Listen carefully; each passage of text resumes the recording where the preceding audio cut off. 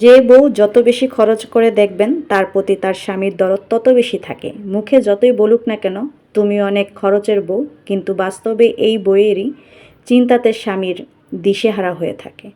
তখন এক বউ পালতে পারে না, আরেক বউয়ের চিন্তা মাথায় আনবে কখন। আবার তার চিন্তা থাকে যে বউয়ের তো এটা ওটা লাগবেই। দেখা যায় তখন 10টা আনতে না পারলেও অন্তত একটা জিনিস নিয়ে আসে। কিন্তু যে বউ অল্পতেই তুষ্ট, কিছু না দিলেও তার দিন কেটে যায়, জামাইয়ের মাথায় তাকে নিয়ে কোনো টেনশনই থাকে না। তুমি কত ভালো বউ, এমন পামপট্টি মার্কা কথা বলে বউয়ের যতটুকু পাওনা ওইটা থেকে খালাস হয়ে যায়।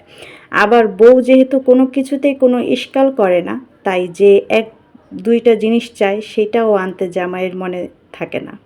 এভাবে দিনকে দিন চলতে থাকে। এই হলো আমাদের বর্তমান পুরুষ সমাজের রীতি। তবে যে পুরুষ নীতিবান ও হকের ভয় করে তার আলোচনা ভিন্ন।